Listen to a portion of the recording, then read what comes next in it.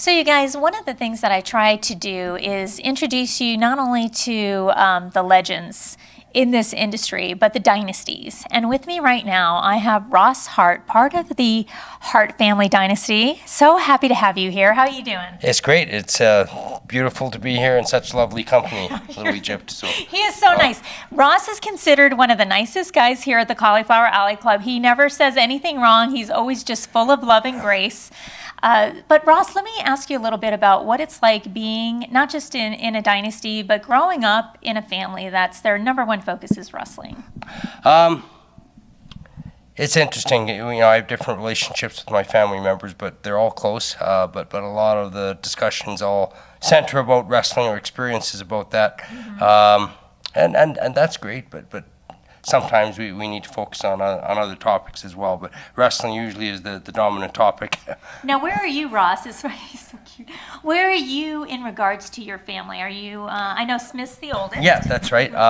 Out of 12 kids, I was the 10th. I was the 7th son out of the 8 boys, and then I was the 10th child out of 12 kids. So I'm kind of near the bottom, third youngest. Yeah. Wow. You know, there's a lot of documentaries about your family and about, you know, there's notably Bret Hart is probably the most recognizable Hart name. But Canada is probably not just your stomping grounds, but, you know, they carry the Hart flag.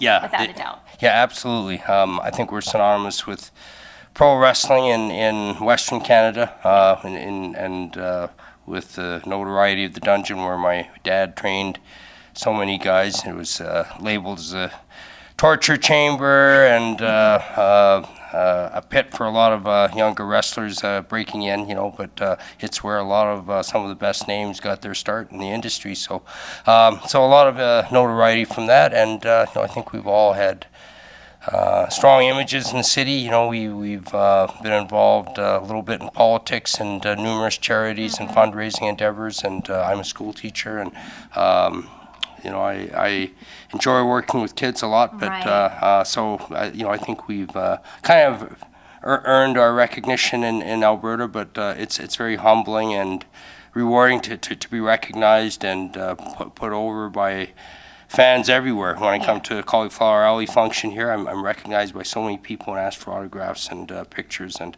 that's very nice to be remembered and recognized still. You know, and we're really glad that you represent when you're down here. Like, if it's one year, if I don't see you, I know I'm going to see your brother. You know, I know that there's always going to be someone from the Hart family here at the Cauliflower Alley Club representing. Tell us a little bit about being in such a big family. As far as like did you end up in the dungeon a couple of times? A few times, you know. My dad would use me as a guinea pig to demonstrate holds on, and sometimes it was great to be picked out for that, but you know, it was painful, you know, and you knew your ordeal was going to last about half an hour, 45 minutes, you know, and you know, your head would be pushed into your belly or your leg behind your head, you know. But you know, my dad, you know, he always knew a limit, you know, a breaking point, you know, and he didn't break guys' arms or necks or anything, but you'd be feeling it for a few days, you know, your body would be really stiff. But it was a good learning experience. I learned some moves and defense techniques that I sometimes had to use, you know, if I was in the wrestling ring or just defending myself. So it was always practical. But in a big family, it was nice. For the most part, we were very close, but you know, a lot of time there'd be differences. I mean, it's just a numbers game, right?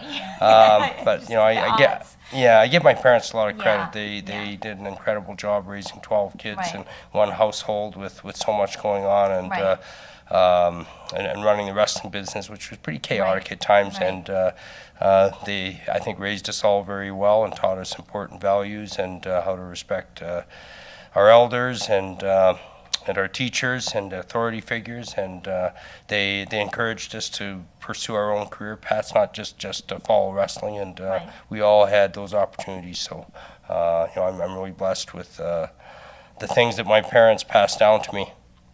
Yeah. Do you miss them? I do. Yeah, I do a lot.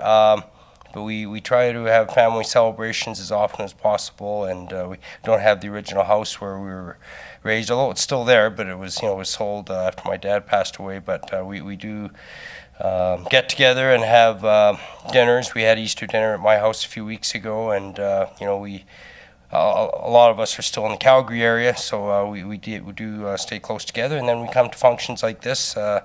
I'm the only one here this year, but in the past, Smith's been here, and Bruce and Brett was honored a few years ago here at Cauliflower Alley. So I'm hoping next year maybe Keith and Wayne will come. So well, yeah, that would be wonderful. Yeah. What would you tell people who aren't familiar about Cauliflower Alley Club? What does it mean to you, and what do you think it represents to the industry?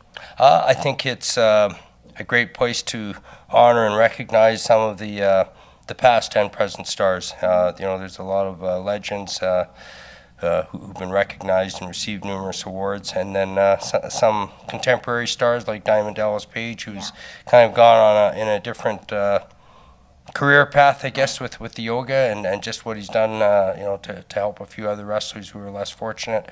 They're recognizing him, and then tributes to Bruiser Brody from the past, and then the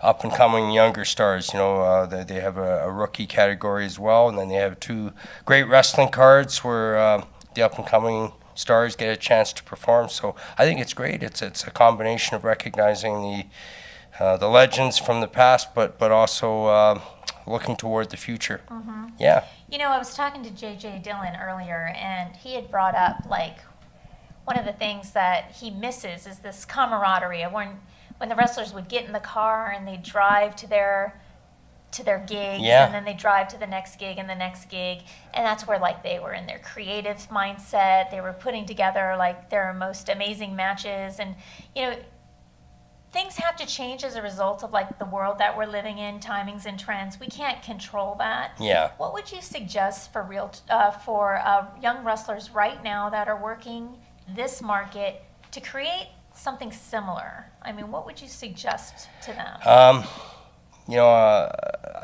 think the best advice I'd give any wrestler is learn how to wrestle, learn the trade, go to a proper school or teacher. Because unfortunately, there's a few